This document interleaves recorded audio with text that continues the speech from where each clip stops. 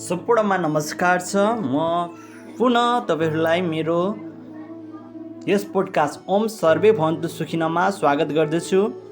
प्रत्येक हप्ता चाहिँ यो हप्ता पनि तपाईहरुको लागि आज म विशेष एउटा कुरामा छलफल गर्न गइरहेको छु। आजको छलफल छ र आजको पोडकास्टको सब्जेक्ट छ बाइसिङ, हैन, कग्निटिभ बाइस र त्यसकै सेरोफेरोमा हामीले कसरी चाहिँ सही निर्णय लिन सक्छौँ। किनभने हामी धेरै जसो युवा, धेरै जसो मान्छेले सही समयमा सही निर्णय लिन सकिरहेका हुँदैनौँ र निर्णय लिनको पछाडि हामीले यो लिने निर्णय पाए जस्तो कग्निटिभ बायसको बेसमा लिएका हुन्छौँ र यदि हामीले कग्निटिभ बायस बुझ्यौँ र त्यसबाट मुक्त भएर निर्णय लिन सक्यौँ भने हाम्रो निर्णय सही निर्णय हुन्छ र त्यसले प्रतिफल दिन सक्छ। यही अपेक्षाका साथ आजको पोडकास्टमा म स्वागत गर्छु। म तपाईहरुकै साथी साजन कोइराला र यो पोडकास्ट ओम सर्वे भवन्तु सुखिना तपाईले गुगल पोडकास्ट, ब्रेकर अरु विभिन्न माध्यमबाट यस पोडकास्टलाई सुन्न सक्नुहुन्छ र इन्भेस्ट योर 8 मिनेट भन्ने युट्युब च्यानलमा पनि तपाईले यस पोडकास्टलाई सुन्न र हेर्न सक्नुहुन्छ। अब सुरुवात गर्दछु आजको विषय। मानिसले व्यक्त गर्ने वाद, दर्शन भन्नु नै उसको भोगाइको निष्कर्ष हो। प्रत्येक व्यक्तिले आफ्नो भोगाइ नै व्यक्त गर्ने गर्छ, चाहे त्यो वाद होस् चाहे त्यो दर्शन होस्। यो भोगाइ भन्नु उसले पढ्ने किताब, उसले देख्ने वातावरण, उसको दृष्टिकोण, उसको विचार, उसका कुरा, उसका मेन्टरले दिने शिक्षा, उसले लगातार सुन्ने विषय जस्ताको आधारमै उसको दर्शन र उसको वाद हुन्छ। कुनै पनि व्यक्तिले व्यक्त गर्ने वाद र दर्शन भन्ने उसको व्यक्तिगत हुँदैन, त्यो भनेको समूहको एउटा निचोड हो। उसले भेट्ने व्यक्ति, उसको मेन्टरले दिने शिक्षा, उसको भोगाइ, उसको दृष्टिकोण, उसको विचार, उसले देख्ने वातावरण, उसले पढ्ने किताब नै उसको वाद र दर्शन हो। त्यसैले एउटा जस्तै अर्को हुनुपर्छ वैचारिक रूपमा भन्नु गलत हो। एउटाकै विचार नै सधैँ सत्य ठान्नु पनि गलत हुन्छ, किनकि समयसँगै सामूहिक रूपमा पढिने किताब, देख्ने वातावरण, विचार र सुन्ने कुरा, निरन्तर भेटिने व्यक्ति तथा शिक्षा परिवर्तन भएकाले दर्शन र वाद सधैँ एउटै रहन सक्दैन। हामीले मान्ने दर्शन तथा वाद व्यक्तिवादी सोच हो। त्यो कुनै व्यक्तिको आफ्नो व्यक्तिगत सोचाइ हो, किनभने प्रत्येक व्यक्तिको आफ्नै मेन्टर हुन्छन्, आफ्नै विचार हुन्छ, आफ्नै वातावरण हुन्छ, आफ्नै दृष्टिकोण हुन्छ र आफ्नैले सुन्ने आफ्नै क्षेत्र हुन्छ। त्यही अनुसार उसका वाद र दर्शन फरक हुन्छ। हुनसक्छ कुनै पनि व्यक्ति एउटै समुदायमा, एउटै मेन्टर, एउटै वातावरणमा एउटै किसिमको सुन्दाखेरि केही रूपमा उसको वाद र दर्शन मिल्नु स्वाभाविक हो। तर हामीले मान्ने दर्शन तथा वाद व्यक्तिवादी सोच हो। हरेकको आफ्नै दर्शन र वाद हुन्छ र शाश्वत सत्य बाहेक सबै आफू अनुकूल बन्छन्, चाहे त्यो दर्शन होस् चाहे वाद। यो वाद र दर्शनको द्वन्द्वबाट निस्किएर तर्कबाट बाहिर आएर व्यावहारिक बन्नु नै जीवनको सुन्दरता हो। कसैको विचार पक्रिएर आफू बन्न सकिँदैन। हामी अहिले अरूको विचारलाई अँगालेर हिँडेका छौँ नि, होइन? कोहीले आफ्नो विचार मार्क्सवाद लिएको छ, कोहीले पुँजीवाद लिएको छ, होइन? त्यो भनेको व्यक्तिगत सोच हो उहाँहरूको। त्यही चिज सधैँ लागु हुन्छ भन्ने छैन, किनभने समयअनुसार हरेक चिज परिवर्तन भइरहेको छ। विचार परिवर्तन भइरहेछ, वातावरण परिवर्तन भइरहेछ, भेटिने व्यक्ति परिवर्तन भइरहेछ, शिक्षा परिवर्तन भइरहेछ, सुनिने स्रोत र मेन्टर परिवर्तन भइरहेछ भने त्यही चिज आज पनि हुन्छ भन्ने छैन। त्यही भएर जब हामी तर्कको द्वन्द्वबाट बाहिर निस्किन्छौँ तब मात्र जीवनको सुन्दरता प्राप्त गर्न सक्छौँ।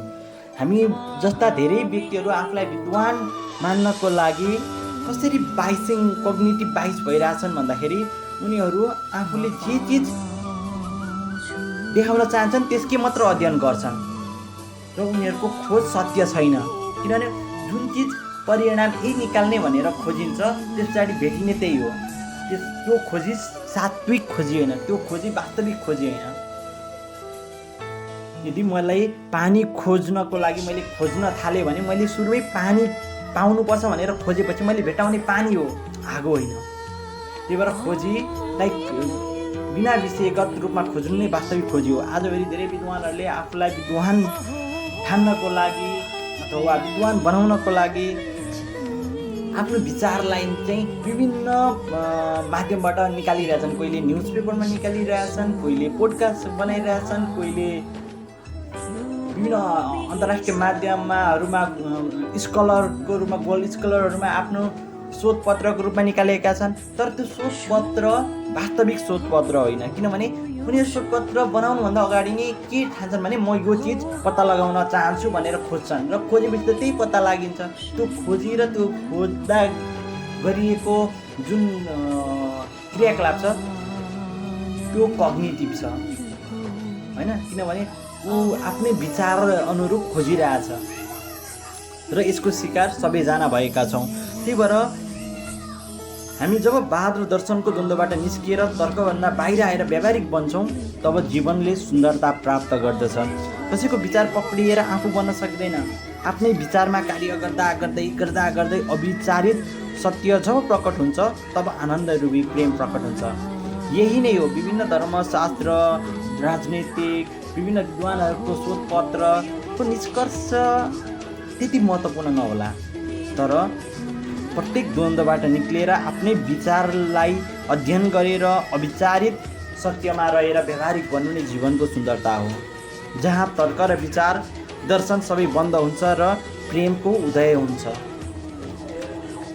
हाम्रो खोजी कुनै वाद दर्शनको खोजी कदापि होइन, हाम्रो खोजी आनन्दित जीवनको नै हो। वैचारिकमा पनि धारणाले आफूलाई व्यापक बनाउँछ। जुन धारणाले हामीलाई व्यापक बनाउँछ, सीमामा कैद नगरी असीमित बनाउँछ, एउटा गुटसँग जोड्नुको साटो व्यापक रूपमा सम्पूर्णमा जोड्न सहयोग गर्छ, त्यस्तो विचार यदि व्यक्तिगत भए पनि त्यो सत्यको केही नजिक पनि हुन्छ, अवश्य हुन्छ। जब सत्यको नजिक हुन्छौँ त्यहाँ कुण्ठा हुँदैन, त्यहाँ सीमा पनि हुँदैन र दिव्य आनन्द बग्दछ। त्यही नै वास्तविक सुन्दरता हो। हाम्रो कर्तव्य पुरा गर्यौँ भने प्रकृति पनि हाम्रो लक्ष्यमा साथ दिन हात खुल्ला पार्छ। तर प्रकृतिले हात खुल्ला पार्छ अनि म कर्तव्य पुरा गर्छु भनेर आशावादी मात्र भएर न लक्ष्य पुरा हुन्छ न प्रकृतिको सहयोग मिल्छ। मनस्थिति सकारात्मक गरेर कार्य गर्न लागि परे परिस्थिति पनि सकारात्मक बन्न सक्छ। परिस्थिति नबने पनि त्यसमा आफ्नो दोष कम वा न्यून देखिन्छ, तर परिस्थिति बन्छ र कर्म गर्छु भनेर मनस्थिति बन्नु भनेको आफ्नो कमजोरीको प्रमाण हो। त्यही भएर हामी आफ्नो विचारलाई हेरौँ। हामी विचारलाई कसरी हेर्छौँ? त्यो विचार भन्नु नै हाम्रो कन्सियस तथा सब कन्सियसली कुनै सिचुएसन तथा परिस्थितिलाई दिने अन्तर शब्द हो। हामीले अन्तर रूपमा केही चिज बोलिरहेका हुन्छौँ, अन्तर्हृदयमा केही फिडब्याक दिइरहेका हुन्छौँ, फिडब्याककै स्वरूप हो। हामीले सिचुएसनमा दिने फिडब्याक शब्दको सहारामा हुने गर्छ। जब हामी कुनै पनि सिचुएसनमा फिडब्याक दिन्छौँ कुनै पनि शब्दको सहारामा दिन्छौँ, फिडब्याक जस्तो दिन्छ त्यसले देखाउने इफेक्ट त्यही अनुरूप हुन्छ। परिस्थिति नै सबै थोक नभएर फिडब्याकले त्यो मनस्थितिको स्वरूप तथा आकार दिने गर्छ क्या। आजको यो पोडकास्टमा चाहिँ म तपाईँलाई कग्निटिभ बायस र कसरी वैचारिक द्वन्द्वमा रहँदै त्यो भन्न निक्लेर सुन्दर र आनन्दित जीवन जिउन सकिन्छ भन्ने बारेमा छ। तपाईँले यस पोडकास्ट सुनिरहनु भएको छ र म हुँ तपाईँहरूकै साथी साजन कोइराला। आज कग्निटिभ बायसको बारेमा कुरा गरिरहेको छु। परिस्थिति नै सबै थोक नभएर फिडब्याकले त्यो परिस्थितिको स्वरूप तथा आकार दिने गर्छ। फिडब्याकले नै इमोसन तथा थटको निर्धारण गर्छ तथा ट्रिगर गर्छ। हामीले कुनै परिस्थिति देख्यौँ, त्यो परिस्थिति वास्तविक चिज होइन, अब त्यो परिस्थितिको विरुद्धमा मेरो अन्तर्हृदयले त्यसलाई कुन शब्दद्वारा फिडब्याक दिन्छ। जस्तै एकदम हावाहुरी पानी आयो, कुनै व्यक्तिले त्यो हावाहुरी र पानीलाई भन्न सक्छ भाइ कस्तो डर लाग्दो, अन्तर्हृदयमा भन्छ कस्तो डर लाग्दो, ला अब भुइँचालो कोही आउँछ कि, अब त्यसले डर पैदा गर्छ, त्यसले एक सन्तोष पैदा गर्छ, त्यसले अर्कै केमिकल निकाल्छ। त्यही सिचुएसन छ, त्यही कन्डिसन छ। अर्कोले भन्छ ओहो पानी नपरेको धेरै भयो, त्यो पानी पऱ्यो अब खुल्ला भयो, अब एक दुई दिन बाढी आए पनि अनि बोटबिरुवाले पानी लिन्छ अनि ठिक हुन्छ, अब ठिक भयो, अब मौसम चेन्ज हुन आँट्यो है। यसरी बुझ्यो भने अब परिस्थिति सेम थियो, तपाईँले अन्तर्हृदयमा दिएको फिडब्याकले गर्दा सब चिज परिवर्तन गरिदिएको छ।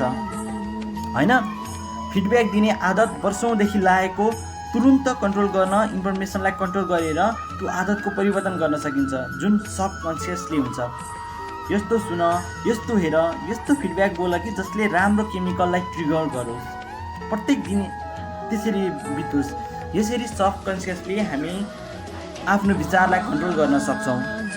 र जब हामी कन्सियसली कन्ट्रोल गर्नको लागि प्रश्न गरौँ, हाम्रो मनमा जुन जुन विचार खेल्छ टक्क उडेर क्वेसनिङ गर्न सिकौँ। किनभने प्रश्न जब गरिन्छ, विचारलाई जब हेर्न खोजिन्छ अथवा विचारलाई त हेर्न सकिँदैन, हाम्रो अन्तर हृदयमा बोल्ने त्यो शब्दलाई जब हामी हेर्न खोज्छौँ र त्यसलाई सुन्न खोज्छौँ, हामी विचार मुक्त हुन्छौँ।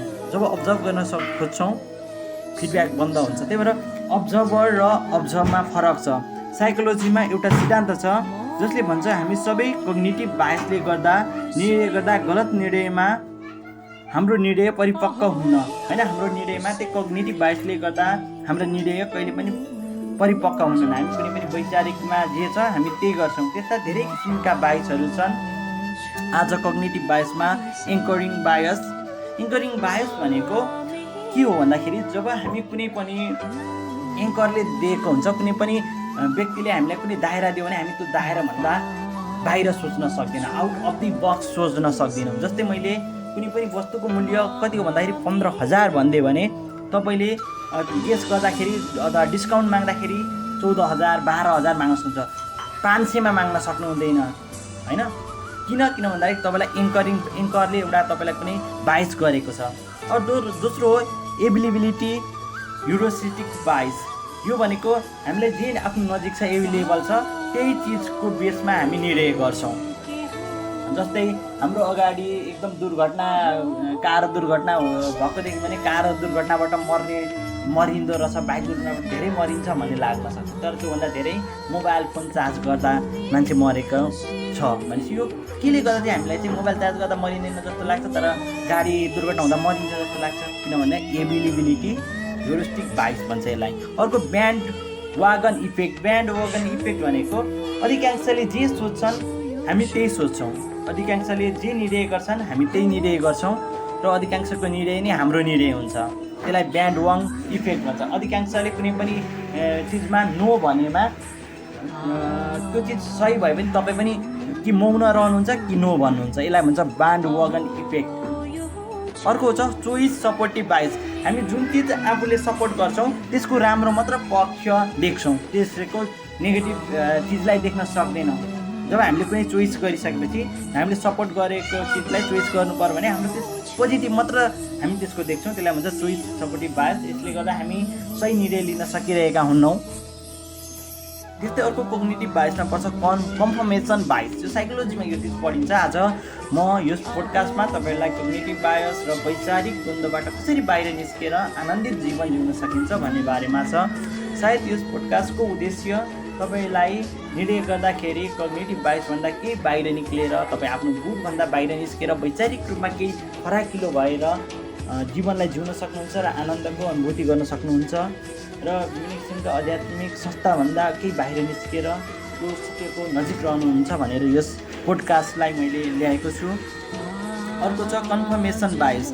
कन्फर्मेसन बायस भनेको हामीले जुन फर्स्ट इन्फर्मेसन पाउँछौँ त्यो फर्स्ट इन्फर्मेसनलाई नै हामीले कन्फर्म गर्छौँ क्या। जस्तै हामीले केही खोज्नु पर्यो भने हामीले केही खोजी गऱ्यौँ र हामीलाई चाहे त्यो खोजी गरेको चिज कसैले फर्स्टमा जे दियो चाहे त्यो गलतै भन्यो भने त्यही गलतलाई नै हामी आधार मान्छौँ, त्यसलाई भन्छ कन्फर्मेसन बायस। त्यही भएर तपाईँले कुनै पनि चिजलाई कन्फर्म गर्नुभन्दा अगाडि धेरै ठाउँमा शोध अनुसन्धान लजिक लगाउनुपर्छ, होइन। किनभने तपाईँले सुरुमै त्यसलाई कन्फर्म गर्नुभयो भने त्यो तपाईँको सबकन्सियस माइन्डमा रहिरहन्छ।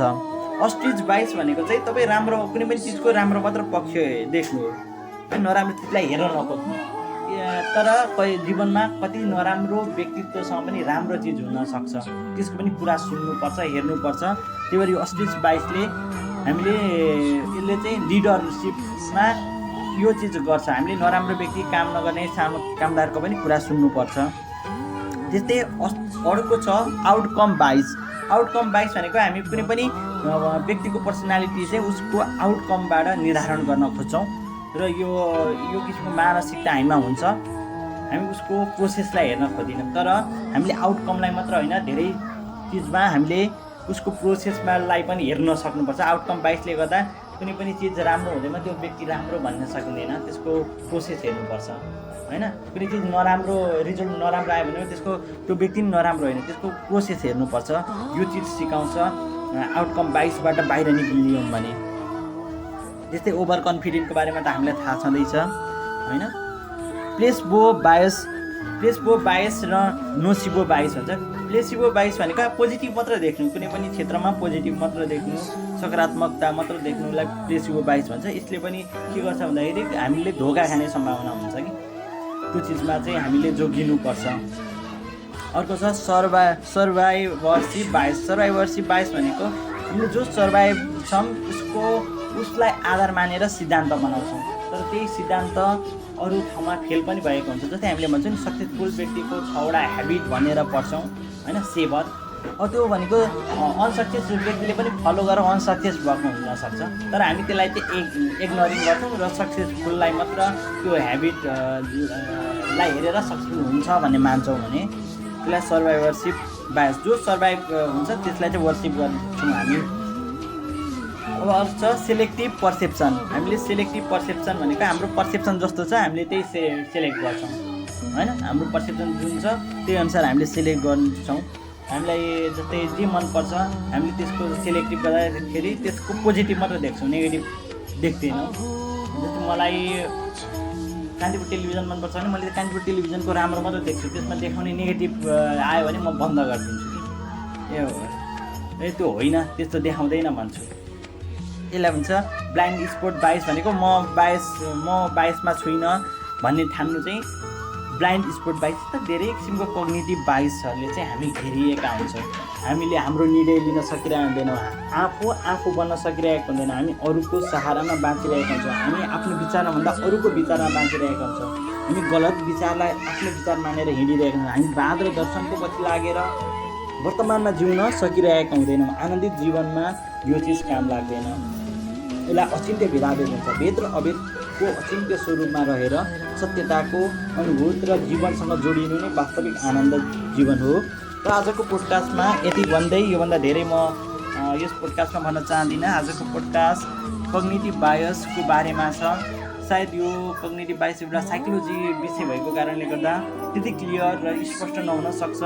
यसको लागि थप स्पष्ट पार्न कुनै पोडकास्टमा म आउने नै छु। यति भन्दै म बिदा हुन चाहन्छु। तपाईँको आजको दिन सुस्त व्यस्त र मस्त रहोस् र तपाईँले मेरो पोडकास्ट ओम सर्वे भन्नु सुनिदिनु भएकोमा धन्यवाद छ र सुन्दै जानुहोला।